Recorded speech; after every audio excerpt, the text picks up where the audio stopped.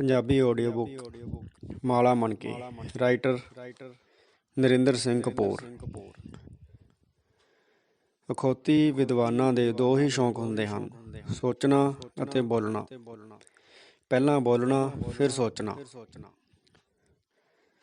ਲੋਕਾਂ ਦੀ ਨੁਕਤਾਚੀਨੀ ਚੰਗੇ ਬੰਦੇ ਦੇ ਪ੍ਰਸਿੱਧ ਹੋਣ ਦਾ ਟੈਕਸ ਹੁੰਦੀ ਹੈ।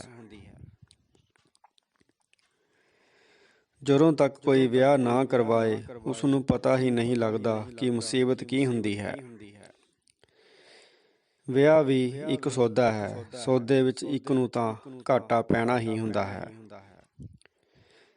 ਕਿਸੇ ਦੀ ਭੰਡੀ ਉਸ ਦੇ ਰਿਸ਼ਤੇਦਾਰਾਂ ਤੋਂ ਵੱਧ ਚੰਗੀ ਤਰ੍ਹਾਂ ਕੋਈ ਨਹੀਂ ਕਰ ਸਕਦਾ। ਜੇ ਸਾਰੇ ਮਨੁੱਖਾਂ ਦੇ ਕੱਪੜੇ ਖੋਹ ਲਏ ਜਾਣ ਤਾਂ ਉਹਨਾਂ ਦਾ ਸਮਾਜਿਕ ਰੁਤਬਾ ਪਛਾਣਨ ਵਿੱਚ ਮੁਸ਼ਕਲ ਹੋਵੇਗੀ। ਕਈਆਂ ਨਾਲ ਚੰਗਾ ਵਿਹਾਰ ਕਰਨ ਦਾ ਸਾਨੂੰ ਸਾਰੀ ਜ਼ਿੰਦਗੀ ਪਛਤਾਵਾ ਰਹਿੰਦਾ ਹੈ। ਨਵੇਂ ਪਤੀ ਪਤਨੀ ਕੋਲ ਬੱਚੇ ਪਾਲਣ ਦੇ ਅਨੇਕਾਂ ਸਿਧਾਂਤ ਹੁੰਦੇ ਹਨ, ਪਰੰਤੂ ਬੱਚੇ ਸਭ ਸਿਧਾਂਤ ਗਲਤ ਸਾਬਤ ਕਰ ਦਿੰਦੇ ਹਨ। ਕਈ ਮੋਟਿਆਂ ਨੂੰ ਕਮਰੇ ਅੰਦਰ ਜਾਣ ਲਈ ਦਰਵਾਜ਼ੇ ਵਿੱਚੋਂ 2 ਵਾਰ ਲੰਘਣਾ ਪੈਂਦਾ ਹੈ। ਜਦੋਂ ਪ੍ਰੇਮੀ ਵਿੱਚੋਂ ਰੀੜ੍ਹ ਦੀ ਹੱਡੀ ਕੱਢ ਲਈ ਜਾਵੇ ਤਾਂ ਜੋ ਬਾਕੀ ਬਚਦਾ ਹੈ, ਉਸ ਨੂੰ ਪਤੀ ਕਹਿੰਦੇ ਹਨ। ਕਈਆਂ ਦੀ ਯਾਦ ਘਰ ਦਾ ਕੂੜਾ ਕਰਕਟ ਸਾਫ਼ ਕਰਦਿਆਂ ਹੀ ਆਉਂਦੀ ਹੈ। ਜਿਤਨੇ ਲੋਕਾਂ ਨੂੰ ਵਿੱਦਿਆ ਨੇ ਆਜ਼ਾਦ ਕੀਤਾ ਹੈ, ਉਤਨਾ ਆਜ਼ਾਦੀ ਸੰਗਰਾਮਾਂ ਨੇ ਵੀ ਨਹੀਂ ਕੀਤਾ।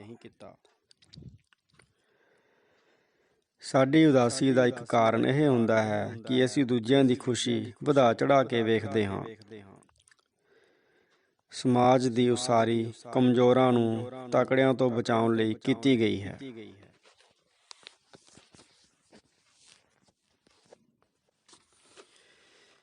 ਅਜੋਕਾ ਮਨੁੱਖ ਇਸ ਲਈ ਦੁਖੀ ਹੈ ਕਿਉਂਕਿ ਉਹ ਕਰਦਾ ਕੁਝ ਹੈ, ਸੋਚਦਾ ਕੁਝ ਹੋਰ ਹੈ ਅਤੇ ਦੱਸਦਾ ਬਿਲਕੁਲ ਹੀ ਕੁਝ ਹੋਰ ਹੈ। ਜੇ ਲੜਨਾ ਪਵੇ ਤਾਂ ਉੱਥੇ ਲੜੋ ਜਿੱਥੇ ਤੁਸੀਂ ਲੜਨਾ ਚਾਹੁੰਦੇ ਹੋ, ਨਾ ਕਿ ਉੱਥੇ ਜਿੱਥੇ ਵਿਰੋਧੀ ਲੜਨਾ ਚਾਹੁੰਦਾ ਹੈ। ਦੁੱਖ ਵਿੱਚ ਚੀਜ਼ਾਂ ਦਾ ਰੰਗ ਰੂਪ, ਆਕਾਰ ਅਤੇ ਮਹੱਤਵ ਬਦਲ ਜਾਂਦਾ ਹੈ।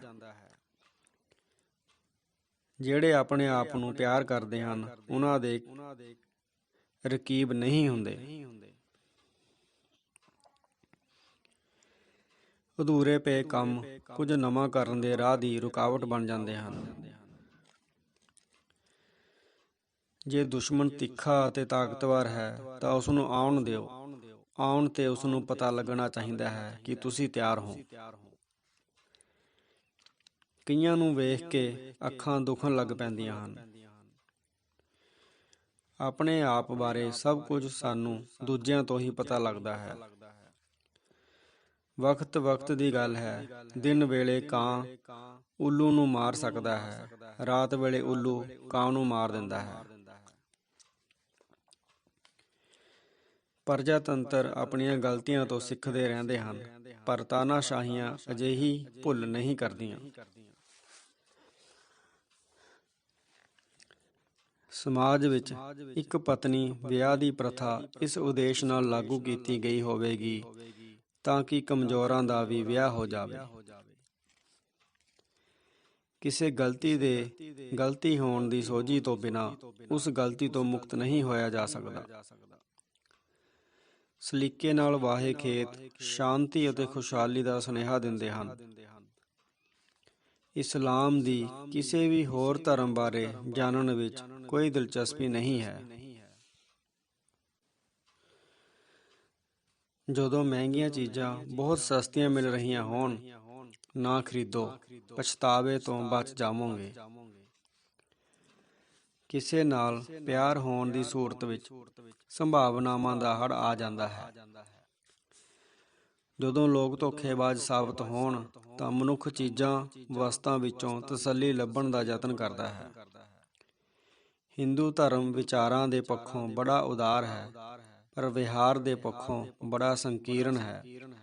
ਇਸਲਾਮ ਵਿਹਾਰ ਦੇ ਪੱਖੋਂ ਉਦਾਰ ਹੈ, ਪਰ ਵਿਚਾਰਾਂ ਦੇ ਪੱਖੋਂ ਬੜਾ ਕਠੋਰ ਹੈ। 20ਵੀਂ ਸਦੀ ਤੱਕ ਨੂੰਹ ਸੱਸ ਤੋਂ ਡਰਦੀ ਰਹੀ ਹੈ। 21ਵੀਂ ਸਦੀ ਦੀ ਸੱਸ ਨੂੰਹ ਤੋਂ ਡਰਨ ਲੱਗ ਪਈ ਹੈ। ਤਰਕ ਬੀਤ ਚੁੱਕੀਆਂ ਘਟਨਾਵਾਂ ਤੇ ਹੀ ਲਾਗੂ ਹੁੰਦਾ ਹੈ। ਵਾਪਰਨ ਵਾਲੀਆਂ ਘਟਨਾਵਾਂ ਤੇ ਤਰਕ ਲਾਗੂ ਨਹੀਂ ਕੀਤਾ ਜਾ ਸਕਦਾ। ਜਦੋਂ ਕਿਧਰੇ ਇੱਕ ਸੱਚ ਪ੍ਰਗਟ ਹੁੰਦਾ ਹੈ ਤਾਂ ਸੱਚ ਦਾ ਦਾਅਵਾ ਕਰਨ ਵਾਲੇ ਸੈਂਕੜੇ ਝੂਠ ਬੁੱਝ ਜਾਂਦੇ ਹਨ।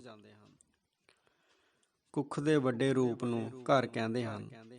ਇਸੇ ਕਰਕੇ ਘਰ ਵਿੱਚੋਂ ਸੁੱਖ ਮਿਲਦਾ ਹੈ। ਇੱਕ ਹੀ ਸੁਨਹਿਰੀ ਅਸੂਲ ਹੈ ਕਿ ਕੋਈ ਅਸੂਲ ਸੁਨਹਿਰੀ ਨਹੀਂ ਹੁੰਦਾ। ਹਰ ਗੱਲ ਦੇ ਪਿੱਛੇ ਕੋਈ ਹੋਰ ਗੱਲ ਹੁੰਦੀ ਹੈ, ਉਹੀ ਅਸਲੀ ਗੱਲ ਹੁੰਦੀ ਹੈ। ਸਲੀਕੇ ਨਾਲ ਬੋਲਣ ਅਤੇ ਸਤਿਕਾਰ ਨਾਲ ਸੁਣਨ ਵਾਲੇ ਗਰੀਬ ਹੋ ਹੀ ਨਹੀਂ ਸਕਦੇ।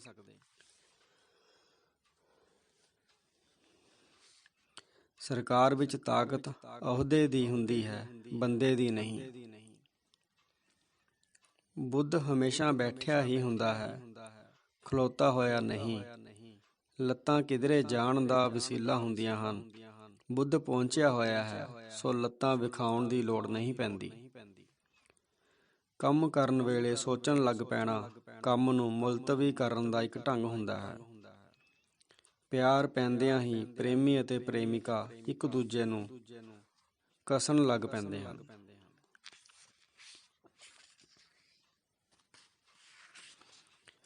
ਉਦਾਸੀ ਦੇ ਪ੍ਰਚੰਡ ਰੂਪ ਨੂੰ ਗੁੱਸਾ ਕਹਿੰਦੇ ਹਨ। ਵੱਡੇ ਆਗੂ ਆਪਣੀ ਬਰਬਾਦੀ ਵਿੱਚ ਸਾਰੀ ਕੌਮ ਨੂੰ ਰੁਲਾ ਲੈਂਦੇ ਹਨ। ਪਿਆਰ ਕਰਨ ਉੱਤੇ ਕੋਈ ਖਰਚ ਨਹੀਂ ਹੁੰਦਾ, ਪਰ ਇਸ ਦੀਆਂ ਵਗਾਰਾਂ ਬੜੀਆਂ ਮਹਿੰਗੀਆਂ ਹੁੰਦੀਆਂ ਹਨ। ਜੇ ਕੁਝ ਕਰਨ ਦੀ ਲਗਨ ਹੋਵੇ ਤਾਂ ਗਲਤ ਢੰਗ ਵੀ ਸਹੀ ਪਾਸੇ ਲੈ ਜਾਵੇਗਾ। ਸਾਡੇ ਅੰਦਰ ਬੈਠਾ ਹੋਇਆ ਸਮਾਜ ਸਾਡਾ ਮਨ ਅਖਵਾਉਂਦਾ ਹੈ। ਹਰ ਅਸੂਲ ਜਾਂ ਨੇਮ ਇੱਕ ਸਹੂਲਤ ਹੁੰਦੀ ਹੈ, ਇਸ ਤੋਂ ਵੱਧ ਉਹ ਕੁਝ ਨਹੀਂ ਹੁੰਦਾ।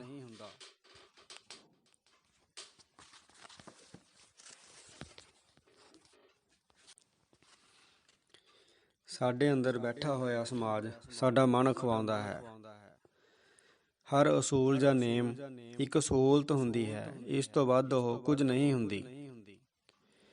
ਜਿਹੜਾ ਵੀ ਦਰਿਆ ਦੇ ਵਹਿਣ ਦੇ ਵਿਰੁੱਧ ਜਾਂਦਾ ਹੈ, ਉਸ ਨੂੰ ਸਾਰੇ ਦਰਿਆ ਦਾ ਵਿਰੋਧ ਸਹਿਣਾ ਪੈਂਦਾ ਹੈ।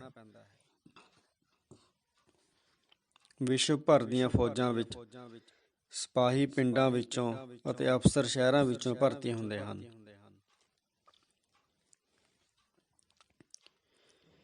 ਪਹਿਲਾਂ ਕ੍ਰਿਕਟ ਦਾ ਮੈਚ 9 ਦਿਨ ਦਾ ਹੁੰਦਾ ਸੀ, ਫਿਰ 5 ਦਿਨ ਦਾ ਹੋਇਆ, ਫਿਰ 1 ਦਿਨ ਦਾ ਹੋਇਆ, ਹੁਣ 20 ਓਵਰਾਂ ਦਾ ਹੈ।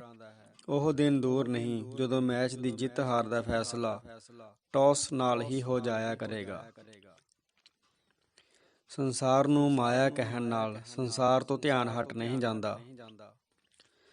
ਗ੍ਰਹਿਸਤੀਆਂ ਨੂੰ ਇੱਕ ਦੂਜੇ ਨੂੰ ਸਹਿਯੋਗ ਦੇਣ ਦੇ ਅਵਸਰ ਮਿਲਦੇ ਰਹਿੰਦੇ ਹਨ। ਤੁਸੀਂ ਜ਼ਿੰਦਗੀ ਦੇ ਮਹਿਮਾਨ ਹੋ ਜਾਂ ਮੇਜ਼ਬਾਨ ਹੋ, ਤੁਸੀਂ ਸਮੱਸਿਆ ਹੋ ਜਾਂ ਸਮੱਸਿਆ ਦਾ ਸਮਾਧਾਨ ਹੋ। ਮਨੁੱਖ ਅਨੁਭਵ ਦੇ ਜਿਸ ਮੁਕਾਮ ਤੇ ਹੋਵੇ, ਉਸ ਤੋਂ ਅਗਲੇਰਾ ਮੁਕਾਮ ਉਸ ਨੂੰ ਸੈਣਤਾ ਕਰਦਾ ਅਤੇ ਅਸੀਸਾਂ ਦਿੰਦਾ ਰਹਿੰਦਾ ਹੈ। ਜਦੋਂ ਤੱਕ ਮਨੁੱਖ ਕੁਝ ਕਰਦਾ ਨਹੀਂ, ਉਦੋਂ ਤੱਕ ਉਹ ਕੁਝ ਸਮਝਦਾ ਵੀ ਨਹੀਂ। ਜੋ ਦਿਖਾਈ ਦਿੰਦਾ ਹੈ ਪਰ ਹੈ ਨਹੀਂ, ਉਸ ਨੂੰ ਮਾਇਆ ਕਹਿੰਦੇ ਹਨ। ਜੋ ਦਿਖਾਈ ਨਹੀਂ ਦਿੰਦਾ ਪਰ ਹੈ, ਉਸ ਨੂੰ ਪਰਮਾਤਮਾ ਕਹਿੰਦੇ ਹਨ। ਕਈ ਪਤੀ ਪ੍ਰਦੇਸ ਸੋਨਾ ਲੈਣ ਜਾਂਦੇ ਹਨ। ਜਦੋਂ ਮੁੜਦੇ ਹਨ ਤਾਂ ਪਤਨੀ ਦਾ ਸਿਰ ਚਾਂਦੀ ਬਣ ਚੁੱਕਾ ਹੁੰਦਾ ਹੈ। ਜਿਹੜਾ ਸਿਰ ਸਰਬੱਤ ਦੇ ਭਲੇ ਲਈ ਕੁਰਬਾਨ ਕੀਤਾ ਜਾਵੇ, ਉਹ ਸਿਰ ਨਹੀਂ ਰਹਿੰਦਾ, ਸੀਸ ਅਖਵਾਉਂਦਾ ਹੈ।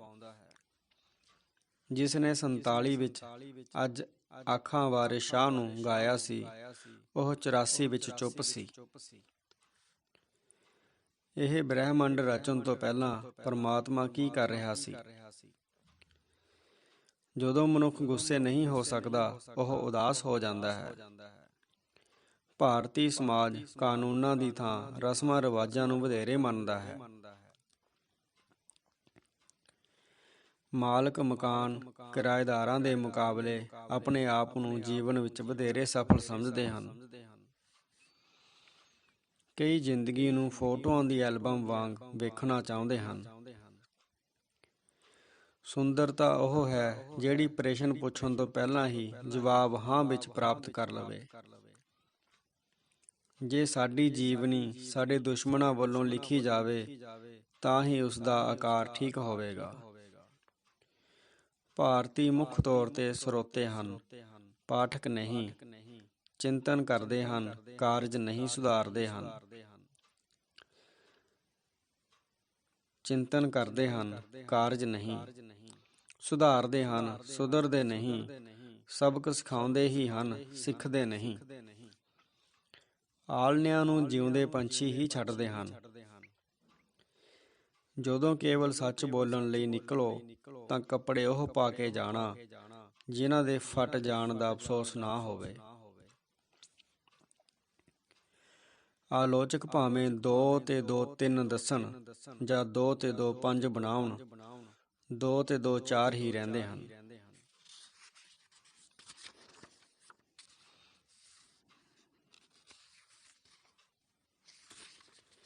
ਕੁਦਰਤ ਸਾਨੂੰ ਬੱਚੇ ਇਸ ਲਈ ਦਿੰਦੀ ਹੈ ਤਾਂ ਕਿ ਸਾਡੀਆਂ ਮੌਜਾਂ ਅਤੇ ਖੁਸ਼ੀਆਂ ਬੇਮੁਹਾਰ ਨਾ ਹੋ ਜਾਣ। ਧਰਤੀ ਬੜੀ ਮਿਹਰਬਾਨ ਹੈ, ਇਸ ਦੀ ਥੋੜ੍ਹੀ ਜਿਹੀ ਕੂਤਕਤਾੜੀ ਕਰੋ, ਇਹ ਫਸਲ ਬਣ ਕੇ ਹੱਸਣ ਲੱਗ ਪੈਂਦੀ ਹੈ। ਧਰਤੀ ਬੜੀ ਮਿਹਰਬਾਨ ਹੈ, ਇਸ ਦੀ ਥੋੜ੍ਹੀ ਜਿਹੀ ਕੁਤਕਤਾੜੀ ਕਰੋ, ਇਹ ਫਸਲ ਬਣ ਕੇ ਹੱਸਣ ਲੱਗ ਪੈਂਦੀ ਹੈ। ਗੋਗੜ ਦਾ ਲਾਭ ਇਹ ਹੁੰਦਾ ਹੈ ਕਿ ਕਿਧਰੇ ਜਾਈਏ, ਸਾਡੇ ਪਹੁੰਚਣ ਤੋਂ ਪਹਿਲਾਂ ਇਹ ਪਹੁੰਚ ਜਾਂਦੀ ਹੈ।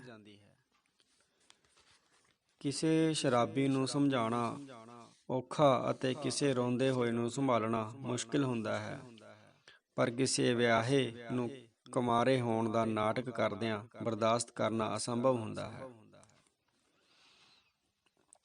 ਵੇਖੇ ਜਾਣ ਅਤੇ ਪ੍ਰਸਿੱਧ ਹੋਣ ਲਈ ਮਨੁੱਖ ਸਾਰਾ ਢਿੱਲ ਲਾ ਦਿੰਦਾ ਹੈ, ਪਰ ਪ੍ਰਸਿੱਧ ਹੋ ਕੇ ਕਾਲੇ ਸ਼ੀਸ਼ਿਆਂ ਵਾਲੀ ਕਾਰ ਵਿੱਚ ਜਾਂਦਾ ਹੈ ਤਾਂ ਕਿ ਕੋਈ ਪਛਾਣ ਨਾ ਲਵੇ। ਅੰਗਰੇਜ਼ ਭਾਵੇਂ ਇਕੱਲਾ ਹੀ ਹੋਵੇ, ਉਹ ਲਾਈਨ ਬਣਾ ਕੇ ਖਲੋਂਦਾ ਹੈ। ਅੱਜ ਕੱਲ੍ਹ ਕਿਸੇ ਘਟਨਾ ਦੁਰਘਟਨਾ ਦੇ ਵਾਪਰਨ ਮਗਰੋਂ ਹੀ ਉਸ ਦੀ ਭਵਿੱਖਬਾਣੀ ਕੀਤੀ ਜਾ ਸਕਦੀ ਹੈ। ਹੁਣ ਜੀਵਨ ਵਿੱਚ ਬੰਦਾ ਉਦੋਂ ਹੀ ਧਾਰਮਿਕ ਹੁੰਦਾ ਹੈ ਜਦੋਂ ਉਸ ਨੂੰ ਵਿਸ਼ਵਾਸ ਹੋ ਜਾਂਦਾ ਹੈ ਕਿ ਉਹ ਰੱਬ ਨਹੀਂ ਹੈ। ਕਈ ਇਵੇਂ ਹੱਸਦੇ ਹਨ ਜਿਵੇਂ ਗੱਡੀ ਸੁਰੰਗ ਵਿੱਚ ਵੜ ਰਹੀ ਹੋਵੇ। ਰੱਬ ਮੈਨੂੰ ਮੁਆਫ਼ ਹੀ ਕਰੇਗਾ ਕਿਉਂਕਿ ਮੈਨੂੰ ਰੱਬ ਦੇ ਸੁਭਾਅ ਦਾ ਪਤਾ ਹੈ। ਕੇਵਲ ਮਨੁੱਖ ਨੂੰ ਹੀ ਸ਼ਰਮ ਆਉਂਦੀ ਹੈ ਅਤੇ ਆਉਣੀ ਚਾਹੀਦੀ ਵੀ ਹੈ। ਲੋੜ ਵਿੱਚੋਂ ਸਟੂਲ ਉਪਜਿਆ, ਸਹੂਲਤ ਨੇ ਕੁਰਸੀ ਬਣਾ ਦਿੱਤੀ, ਸਜਾਵਟ ਨੇ ਸੋਫੇ ਦਾ ਰੂਪ ਦੇ ਦਿੱਤਾ। ਬੇਵੱਸੀ ਉਹ ਹਾਲਤ ਹੁੰਦੀ ਹੈ ਜਦੋਂ ਮਨੁੱਖ ਸੌਣਾ ਚਾਹੇ ਪਰ ਨੀਂਦਰ ਨਾ ਆਵੇ। ਤਾੜੀ ਮਾਰਨਾ ਬਿਨਾਂ ਬੋਲੇ ਪ੍ਰਸ਼ੰਸਾ ਕਰਨ ਦੀ ਭਾਸ਼ਾ ਹੁੰਦੀ ਹੈ। ਕੇਵਲ ਮਨੁੱਖ ਹੱਸਦਾ ਹੈ ਅਤੇ ਕੇਵਲ ਮਨੁੱਖ ਤੇ ਹੱਸਿਆ ਜਾਂਦਾ ਹੈ। ਕੁਝ ਜੰਮਦੇ ਹੀ ਮੂਰਖ ਹਨ, ਕਈ ਮੂਰਖਾਂ ਨੂੰ ਕਮਾਉਂਦੇ ਹਨ। ਅਨੇਕਾਂ ਨੂੰ ਮੂਰਖਤਾ ਵਿਰਸੇ ਵਿੱਚ ਮਿਲਦੀ ਹੈ, ਪਰ ਕੁਝ ਨੂੰ ਇਹ ਤਿੰਨੇ ਸਹੂਲਤਾਂ ਪ੍ਰਾਪਤ ਹੁੰਦੀਆਂ ਹਨ। ਜਿੱਥੇ ਆਵਾਜਾਈ ਤੇਜ਼, ਲੈਣ ਦੇਣ ਸਿੱਧਾ ਅਤੇ ਸੌਖਾ ਹੋਵੇ, ਉੱਥੇ ਅਮੀਰੀ ਅਤੇ ਖੁਸ਼ਹਾਲੀ ਹੁੰਦੀ ਹੈ। ਉੱਥੇ ਹਰ ਕੋਈ ਖੁਸ਼ਹਾਲ ਹੁੰਦਾ ਹੈ। ਹਰ ਕੋਈ ਸੋਚਦਾ ਹੈ ਕਿ ਜੇ ਜ਼ਿੰਦਗੀ ਦੁਬਾਰਾ ਜਿਉਣੀ ਪਈ ਤਾਂ ਮੈਂ ਸਾਰੀਆਂ ਗਲਤੀਆਂ ਜਲਦੀ ਕਰਕੇ ਲੰਮਾ ਅਰਸਾ ਪ੍ਰਸੰਨ ਜੀਵਨ ਮਾਣਾਂਗਾ। ਕਈਆਂ ਨੂੰ ਵੇਖ ਕੇ ਇਹ ਸੋਚ ਕੇ ਦੁੱਖ ਹੁੰਦਾ ਹੈ ਕਿ ਉਹਨਾਂ ਦੇ ਮਾਪਿਆਂ ਦੇ ਸਮੇਂ ਵਿੱਚ ਸੰਤਾਨ ਸੰਜਮ ਦੀਆਂ ਸਹੂਲਤਾਂ ਕਿਉਂ ਨਹੀਂ ਸਨ। ਜਿੱਥੇ ਵਪਾਰ ਹੁੰਦਾ ਹੈ ਉੱਥੇ ਖੁਸ਼ਹਾਲੀ ਹੁੰਦੀ ਹੈ, ਜਿੱਥੇ ਖੁਸ਼ਹਾਲੀ ਹੁੰਦੀ ਹੈ ਉੱਥੇ ਰੁਜ਼ਗਾਰ ਹੁੰਦਾ ਹੈ, ਜਿੱਥੇ ਰੁਜ਼ਗਾਰ ਹੁੰਦਾ ਹੈ ਉੱਥੇ ਵਿਕਾਸ ਵਾਪਰਦਾ ਹੈ। ਸੰਖੇਪ ਲਿਖਣ ਲਈ ਵਧੇਰੇ ਸਮਾਂ ਲੱਗਦਾ ਹੈ, ਇਸੇ ਕਰਕੇ ਸੰਖੇਪ ਲਿਖਣ ਲਈ ਸਮਾਂ ਨਾ ਹੋਣ ਕਰਕੇ ਖਤ ਅਕਸਰ ਲੰਮੇ ਹੋ ਜਾਂਦੇ ਹਨ। ਜਿੱਥੇ ਵਪਾਰ ਵਿੱਚ ਬੇਈਮਾਨੀ ਹੋਵੇਗੀ, ਉੱਥੇ ਲਾਭ ਕਿਸੇ ਨੂੰ ਨਹੀਂ, ਪਰ ਨੁਕਸਾਨ ਸਾਰਿਆਂ ਨੂੰ ਹੋਵੇਗਾ। ਕੁਆਰਾ ਵਿਅਕਤੀ ਹਰ ਰੋਜ਼ ਆਪਣੇ ਘਰ ਨਵੇਂ ਰਸਤੇ ਤੋਂ ਮੁੜਦਾ ਹੈ। ਵਿਆਹ ਇੱਕ ਸ਼ਬਦ ਨਹੀਂ, ਪੂਰੀ ਕਿਤਾਬ ਹੈ। ਨੌਕਰ ਨੂੰ ਘਰ ਦੇ ਜੀਅ ਵਾਂਗ ਰੱਖੋ, ਕਦੇ ਨਹੀਂ ਰਹੇਗਾ। ਬਹੁਤ ਘੱਟ ਲੋਕ ਸਾਡੇ ਨਾਲ ਹੱਸਦੇ ਹਨ, ਬਹੁਤੇ ਸਾਡੇ ਉੱਤੇ ਹੱਸਦੇ ਹਨ। ਕੋਈ ਇਸਤਰੀ ਭਾਵੇਂ ਕਿਤਨੇ ਵੀ ਚੰਗੇ ਤਰੀਕੇ ਨਾਲ ਵਿਆਹੀ ਹੋਵੇ, ਉਹ ਇਹ ਸੁਣ ਕੇ ਬੜੀ ਪ੍ਰਸੰਨ ਹੁੰਦੀ ਹੈ ਕਿ ਉਹ ਵਿਆਹੀ ਹੋਈ ਨਹੀਂ ਲੱਗਦੀ। ਪੈਸੇ ਨਾ ਹੋਣ ਤਾਂ ਸਮੱਸਿਆ ਭੋਜਨ ਦੀ ਹੁੰਦੀ ਹੈ। ਜਦੋਂ ਪੈਸੇ ਅਤੇ ਭੋਜਨ ਹੋਣ ਤਾਂ ਸਮੱਸਿਆ ਕਾਮ ਦੀ ਬਣ ਜਾਂਦੀ ਹੈ। ਜੇ ਭੋਜਨ, ਪੈਸੇ ਅਤੇ ਕਾਮ ਵੀ ਹੋਣ ਤਾਂ ਸਮੱਸਿਆ ਸਿਹਤ ਦੀ ਬਣ ਜਾਂਦੀ ਹੈ।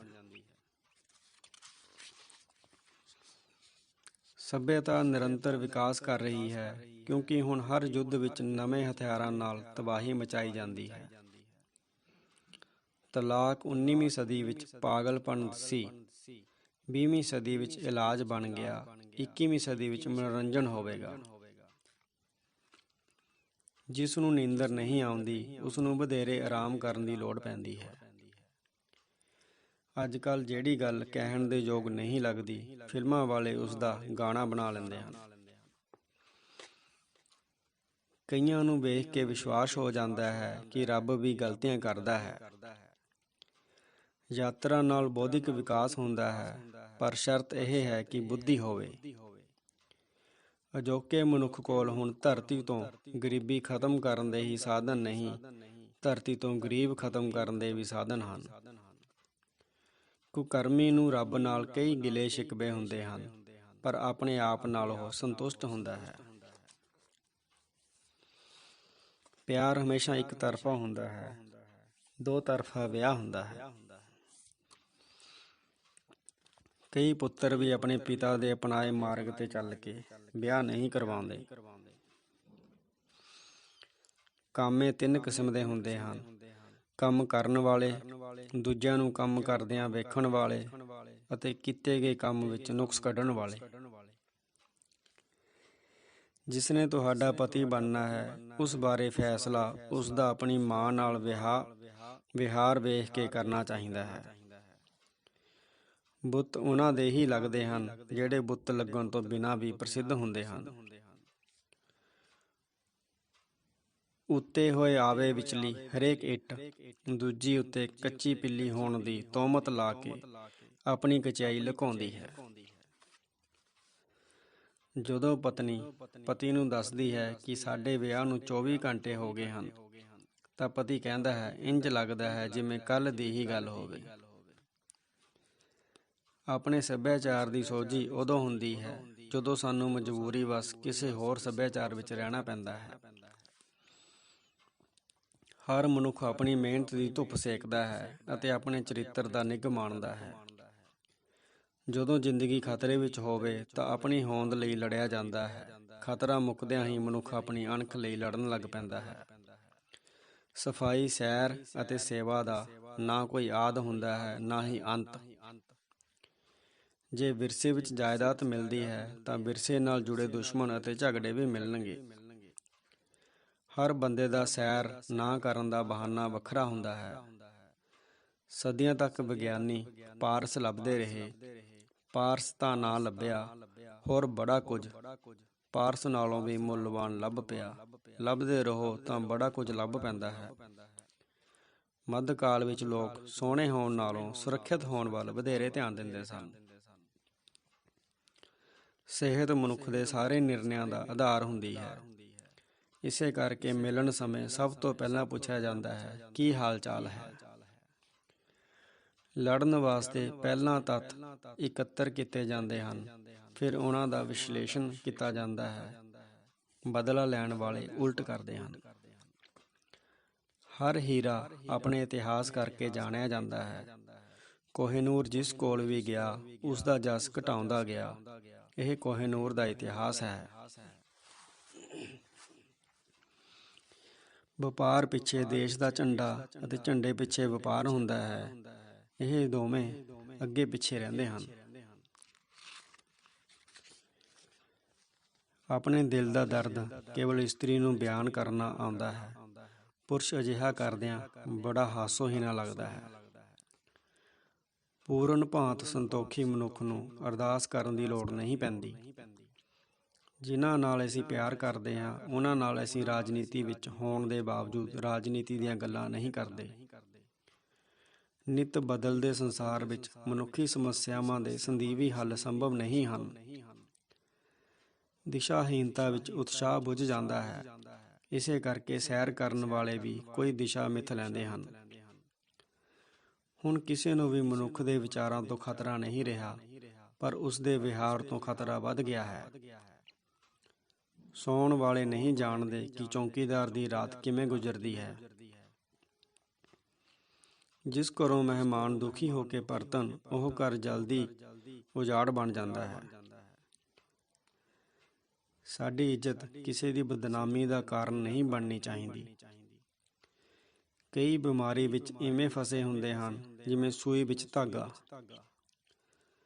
ਸੋਚਣਾ ਮੁਸ਼ਕਿਲ ਹੁੰਦਾ ਹੈ, ਪਰ ਇਸ ਦੇ ਲਾਭ ਸਾਰੀਆਂ ਮੁਸ਼ਕਿਲਾਂ ਭੁਲਾ ਦਿੰਦੇ ਹਨ।